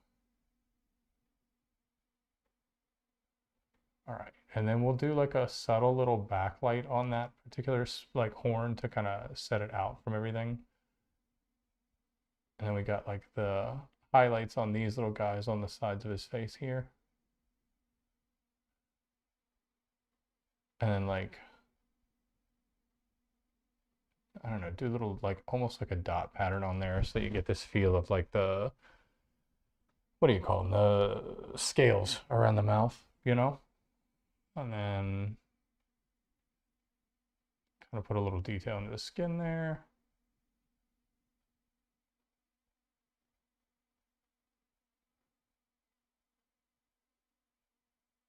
Little highlights on top of these guys. And then come in and do the edge here. Something like that, you know? Starting to kind of get like the feel of what's going to go on in there. We will have like an even more detailed brush that we'll do the rest of that with though. And maybe, yeah, I like all of that now. And let's come in and do like the chest scale pattern.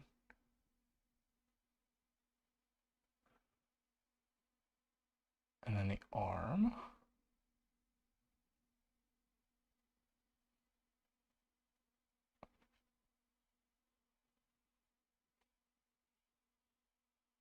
Like that. All right, let's grab some more of that now. And I'm going to mix in a little bit of like that yellowy tone that we had that was like that off-white. And kind of bring it out this way a little bit too. And one of the things you want to do when you're doing this kind of work too is like, don't only look at it from like this distance. You need to be looking at it from like back far. Like the distance you all are seeing it at is like the proper viewing distance. So you got to make sure you're like backing off of it occasionally so that you know that you've got like the proper view. You don't want to stay too up close to the work. So I already kind of like that. I kind of want to work on that little fortress in the back a little bit. So I think for this guy, I kind of want to go in and do like little brick style detail.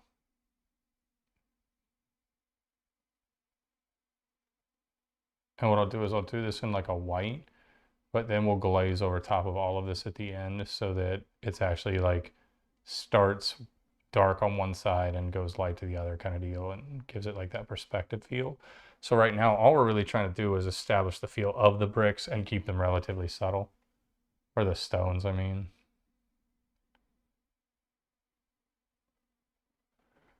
And then we'll keep doing like little bricky guys out here.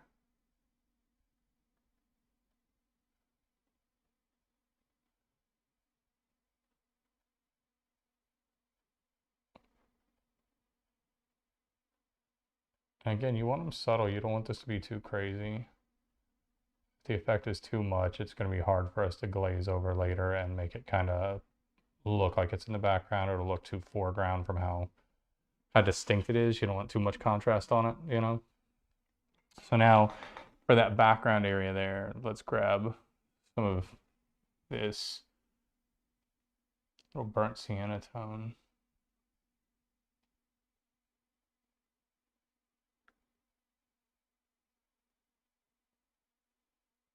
And this can be like another tone that we're using to establish how this fortress looks. And the reason we're going with this is because we'd be seeing through like hot heated air and lots of glare from fire and stuff like that. So you would actually have like atmosphere that had a tint of this color to it. So it would make sense to have this be like one of our base tones we're using to color it.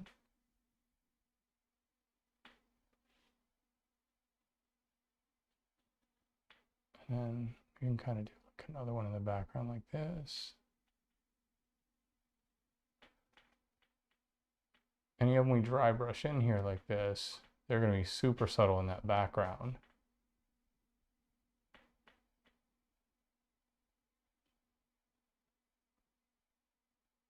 That's kind of what we want there, is that subtlety.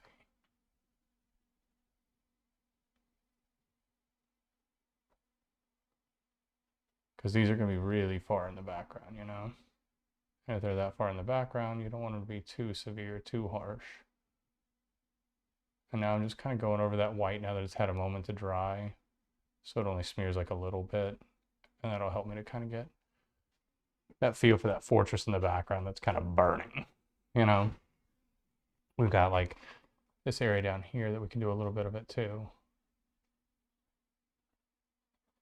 And back here, and then maybe even establish if there's something way back in the background there. Maybe it's another fortress, maybe it's some mountains, who knows? We'll figure it out along the way. So I'm digging that look to it already. And then we'll kind of start going in and adding like this orange tone, you know. We're gonna have to pour more of that out because mine dried up on me. That's another reason why you don't pour too much paint out at once. You don't want to run through very little of it and then have it all dry up. So put out a little bit. If it dries up, who cares? So let's grab a little bit of that orange now. And what we'll do is we'll come in here and we'll just blend that a little bit with the bottoms of it. And that blending down at the bottom there will help to sell that idea that there's like some active fire down here.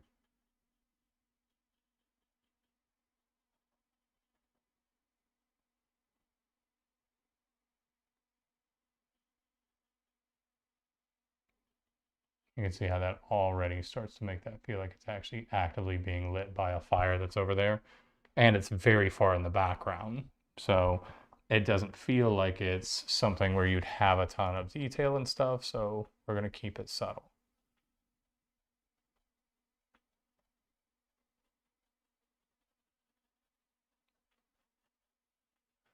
Now when we're down here and we've got this orange set out already, we may as well start going in and kind of beefing up the orange for these flames down here. Because we don't want this orange to dry out, so we may as well use it while we've got it set out. Otherwise we'll waste like that little bit of orange we poured out. And that'd be stupid. There's no reason for that. That's ruining your budget.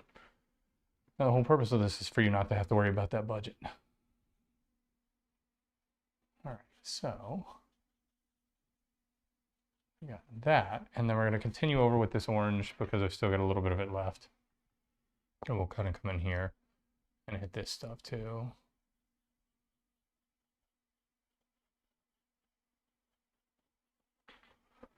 And every time we make a pass with like these oranges and yellows and whites down here, that's going to increasingly make them feel bright compared to everything.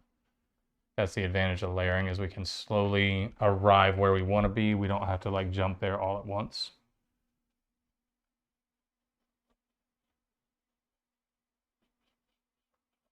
And again, we'll bring these oranges up into this with like a dry brush technique to be subtle with that. And then you got that. Bam. And let's grab some of that dirty tone that we had. Some more of that orange. Let's mix those together. And let's kind of come in here and add like a couple more little areas. Because we still got a little bit of orange left, we may as well take advantage.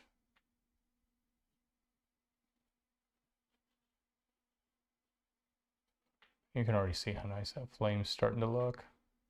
The more we build it, the more it'll like really look like a flame does. Because flames don't look the way people draw them normally. Something about the wings is bothering you. Boom, boom, boom, boom. Yeah, I don't know. You'll have to wait till the end on the wings because the wings are like one of the least finished things right now. And then if you hate the wings at the end, then you got to tell me then. Of course, then it'll be too late and it'll break my heart and all that good stuff. But I'll survive, Sean. I'll survive. All right, so now we've got, I think, most of our orange gone through. So we can just finish the last of that off with this flame back here.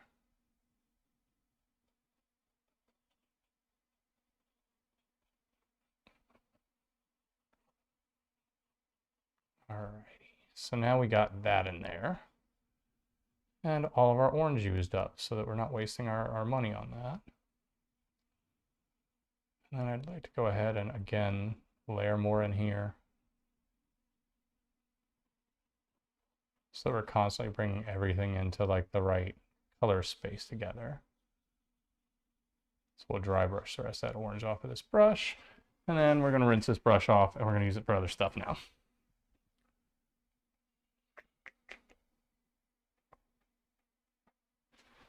All right, so now I want to set more of that yellow back out that we've been using. This is our cadmium yellow, not our process yellow. This has got like that orange tone to it that we want. I'm going to grab some of that and start going in here and kind of defining the mouth a little bit better with it.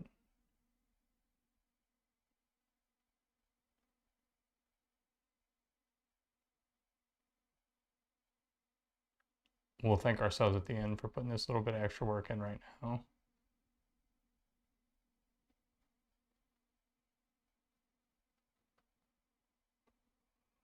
And then we'll go ahead and highlight all this stuff here using this yellow, and then we'll come back with some orange highlight for it too, and that'll give that the impression that it's actually glowing, you know. And then we can continue to put in some of these yellows here into these flames again. And again, the idea here is we're trying to make these flames really complicated, because flames in real life actually are really complicated. So you don't want to be too simple with them. So doing lots of layering of them makes it really easy to end up at something that's got like a good amount of complexity to it without having to worry about how you're going to arrive there.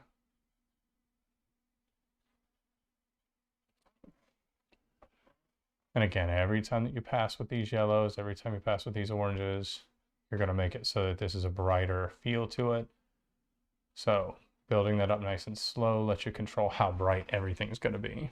And you can see we're already getting like this feel of like a lot of flame there, right?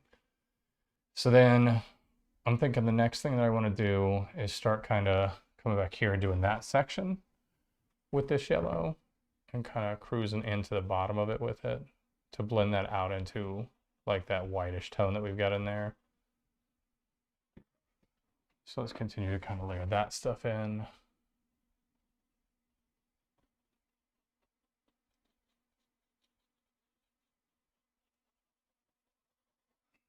And then a little bit down here.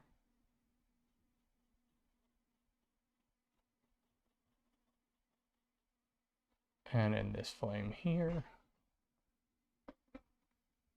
And it'll just kind of sell that flame look a little bit better.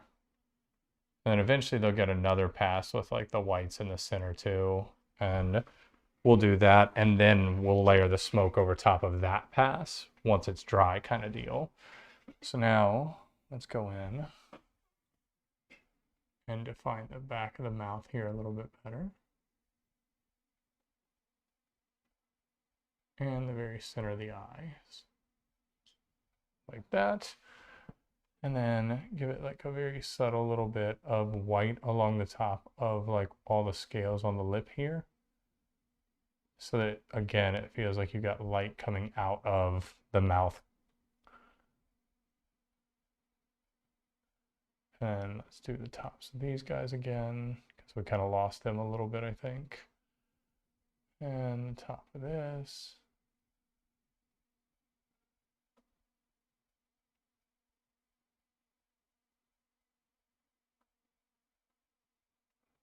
We're starting to get like kind of that contrasty feel. We're still going to want to go back in with black on that. Are you going to start selling? Actually, I think what I'm going to do is not only sell them, but I might do tattoos of them too, where like if you buy the tattoo, you just get the painting for free. I'm not 100% sure yet. I don't know 1,000 how I want to do it. I do think I want to reroute this guy right here. But yeah, if you all are interested in stuff like that, we can do this, and then I can turn these into tattoos, and then we can turn around and do the tattoos on people, and then they can have the painting as well. So you've got like the painting of your tattoo that we were doing. I can sell prints of these too if you guys want. Like you let me know what you would like, and I'll just take care of it. For me, it's all about just like getting to do the painting. I enjoy this a great deal, and I'm kind of shocked at how much we get done in any given session. Like this is a lot further than I thought we were going to be by the end of this particular session, and we're not even at the end of it yet. So I don't know. I'm having a good time. Yeah, I think I like that better. And then I kind of want to go in and put more color in the wings. So I'm going to put out more of our what do you call it, our burnt sienna. I'm going to put out more burnt sienna, right? And then I'm also going to put out with that some of this yellow ochre, right? Right beside it. I like both of those colors a great deal. All right, so we got both of those set out, okay? And what I'm going to do is mix them together and get this like almost peanut buttery looking tone here. And it's kind of thick, so now we can come in here and start doing like some texture to the wings.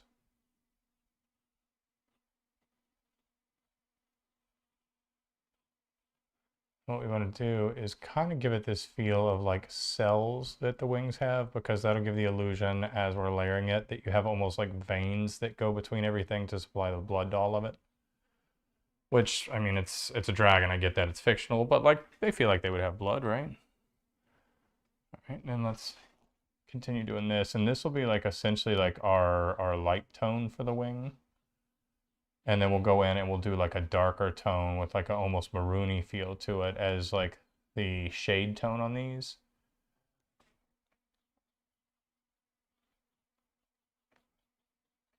And then, like I said, we'll do some holes in them too. I don't know why, but like I like the look of like holes in dragon wings.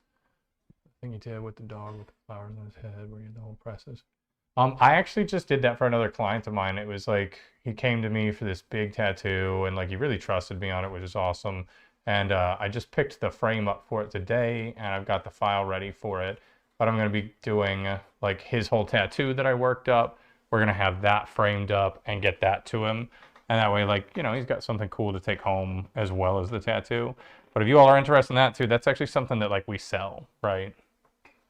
What color is the blood? Is it like red or like, I would think it was like a neonish color. Maybe like almost fiery in tone. It would feel like glowy dragon blood, you know? But yeah, if you all are interested, if you're ever getting tattooed by me, I've always got the ability to do like a framed 16 by 20 or something like that, or like an 11 by 14 of like the workup stuff that I did for your tattoo so that you can put that on your wall at home. I think stuff like that's really cool. I enjoy doing it. And I think it's a cool little souvenir. And like it doesn't cost that much extra. You're just basically covering like the labor to put it together real quick and then like the cost of my frame and everything. It's I can do them relatively cheap. It's not as expensive as tattooing is, right? Yeah, magma blood, Sean. Damn good idea. Fuck, I almost want to make him bleeding now so that like we've got some spots where we can make the blood glowing. That'd be cool as shit. I didn't even think of it as like magma in tone. That'd be like the perfect thing to find for like reference for it is like magma flowing, but like before it's cooled down. That could be super cool. And maybe like instead of scabbing, it does it like magma does where it cools down. It turns to like an onyx kind of thing over top of the skin. That could be dope. That could be really dope, right? Okay, so I'm digging that coloration so far. Now we got to go like darker with parts of it. So let's start by adding in some of these like variations in color. This is like just pure burnt sienna that we're putting in. And we'll use this to create like a little variation so that as we're layering everything over it, it doesn't look boring. Let's grab like a little bit of medium there so we can kind of get this all up here and get rid of all those little white spots that are bothering me there. And let's grab some more of this. And we'll come in here and we'll do our variation strokes over here. And you can see as all of this like blue under it starts to disappear, you can really start to see the feel of how this whole thing's gonna look, you know?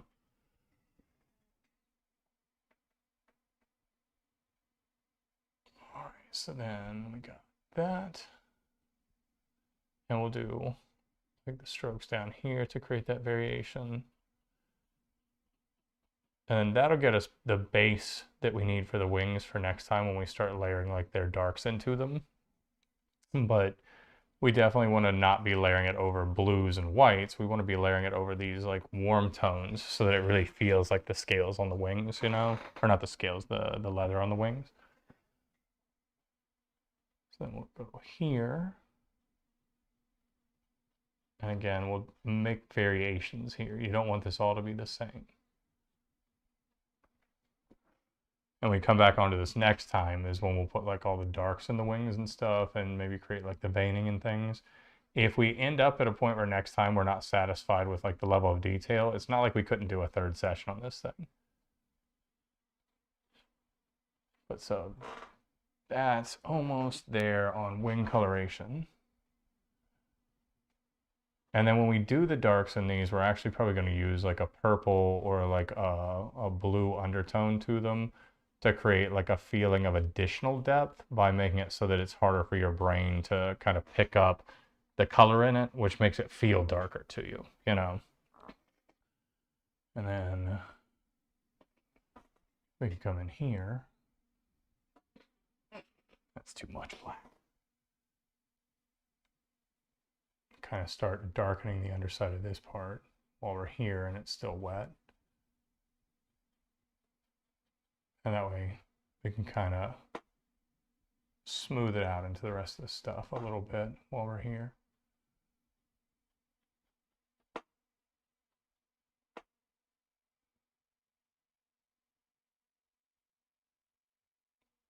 Get that little bit of shadowing there.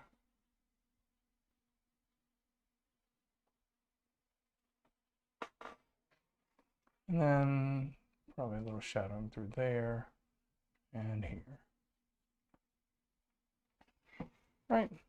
Then something else I actually wanted to do tonight while we're still in here is to come in here and kind of make sure we can tell some of these separations so that I don't forget later what it is that I wanted to do with them. Because that can happen. And I might still change it later, you never know. But like, I like to try to remember what it is I was after. And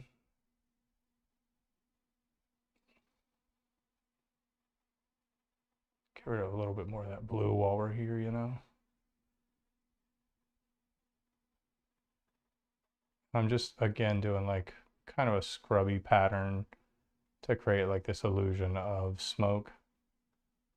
And we'll refine that later too. But I don't know, I like the way that this feels. It's fun to do it, you know. I kind of want to do the other side a little bit tonight too. So let's come over here and get like this stuff kind of established smoke-wise.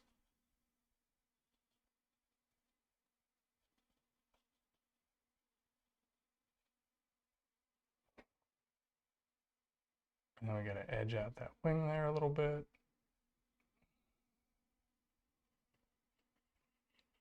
And again, we'll go in and we'll refine the edges of all of this stuff later. Right now, though, I just kind of want to get like a feel of where we're headed with everything tonight before we dive into the next time. Because 2 hours with it next time, I feel like after what we've done tonight should actually like take us a really good way. So let's go ahead and start doing this smoke up here too, just to get rid of the rest of this blue, really. And remember, we're doing like a vignette up here, so we may as well start getting some of these darker tones in.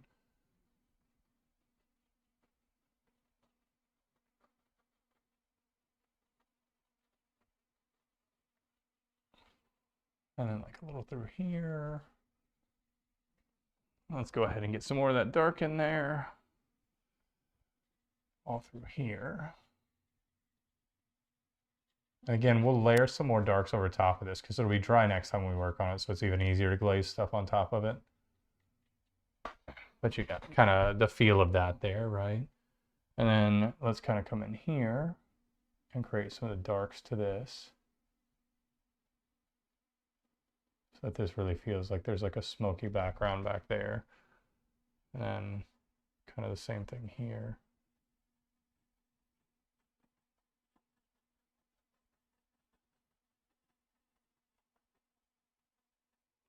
You can see that's already starting to look very smooth compared to what it just was. And this is, again, just dry brushing on top of this.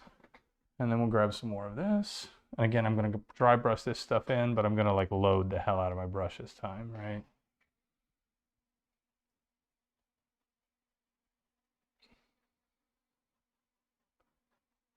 I'm just trying to get rid of some of that blue there, right? That's all. Just get rid of some of that blue. All right, let's get a little bit more scrubby in there.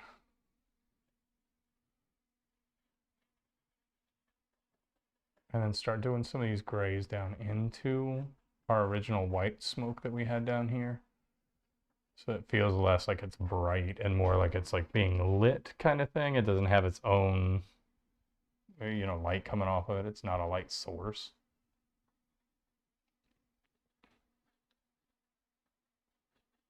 All right, and then we'll do some here and a little bit back here where the fortress kind of ends. And then I'm thinking right up in here too, it kind of needs a little bit of that. So let's come in here and kind of start to do some of this smoky feel back here.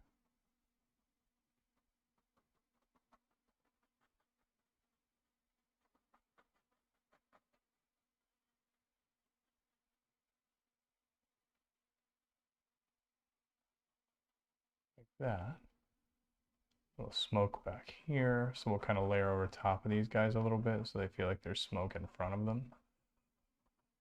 And then same down here, like there's going to be a little bit of smoke in front of all this stuff. So I'm just going to dry brush a little bit of like our color over top of it. And then kind of like feather it out into like a smoky feel. And then same thing back here. I'm going to just dry brush over top of that back leg. And you can see how that starts to look like it's in smoke back in the background. Right. So I think that's pretty close where we're going to stop tonight. I'm going to put like a tiny bit more black in, I think. And then I think we're going to be done for this evening on painting this guy. But we're going to pick it back up next week on Sunday. And next week we're going to start in on like finished detail and all that stuff and see if we can't finish this guy next week. And if we can't finish it next week, then we'll definitely be finishing it the week after that. Right now you can see I'm just kind of, I don't know, going in and adding little things that I think need a little bit darkness. And we can also come in here and water this black down because black's real easy to do that with. And just come here.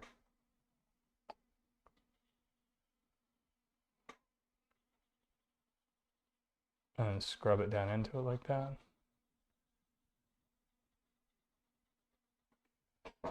Like that gives it such a nice little look. And like next time it'll be dry when we're doing this, so it'll be even easier to do this part of this task. So I'll just toss a little bit more black in here. We'll call it a night for tonight. And then next time we'll start with the detail stuff and we'll start glazing over top everything. We'll try to finish this guy up. But like, remember that next time we're also going to be doing the cartoon, or not the cartoon, the colored book giveaway, right? So if you want to win the Prismacolor pencil set, that's when we're giving that away, okay? I fixed what was bugging you? Good. I'm not even done yet. I'm not even done yet. Wait till you see those wings. They're going to be insane. So the next time what we're going to do is not only finish that stuff up, but let me grab this thing real fast. Boom. This guy. We're going to give this away. So hop over and do the coloring book. Just, I don't even remember where it's at on my page, but you'll see it. It's a printout of it, and all you got to do is just color that bad boy up and pop it up there and get people to vote for you. And if you win, then you get a free Prismacolor pencil set for you or your kid or whatever, right? Then we'll finish this thing up, and when this is finished, I'll probably put it up as at least like this thing for sale. But if y'all want, I'll put this up for sale as like you get the tattoo of it and you get this thing, and I'll frame this and make it look really nice and all that good stuff. And then if you want, I can do prints of this as well. Just let me know what you want. I'll make it, whatever. So next time what we'll do is we'll go in and we'll continue to add all those darks in the background and everything. We'll add the finish version of everything that's going up front in terms of like how this smoke is all going to be kind of going away from him and giving it that feel that like everything's pushed away. We'll go in and we'll do the last little details on the fortress and everything. And we'll bust out like a fine detail brush and go in and nail the last of everything on this guy. And then I know there's more stuff that's going on at the studio. I just can't remember any of it off the top of my head. So stay tuned for details. Make sure you're following us on Facebook at Rogues Gallery. Follow my fan page. Go check out the Patreon if you're wanting to learn to draw. I'm going to be doing more videos for that. If there's anything else that like you guys want to learn or you want to see, or there's like things you'd like to see me make or anything, really, just let me know. I really enjoy doing this stuff. I like streaming a lot to begin with, but I really enjoy doing this stuff. So, um, thank you all for watching, and then congratulations to Kaylin. And remember to send us over the details on that. We'll ship that stuff out to you. Um, and then I'm thinking, because I want to get Chris Maffeo, who was the first subscriber to my Patreon, I want to get him a free t-shirt for subscribing. So maybe Richie, if you want to send me over your size, I'll give you a free t-shirt because you came in second place anyway. I think that would be cool. And then I don't know. Have a good night. I love you guys. I really appreciate you showing up. It's fun for me. So have a nice evening, and I'll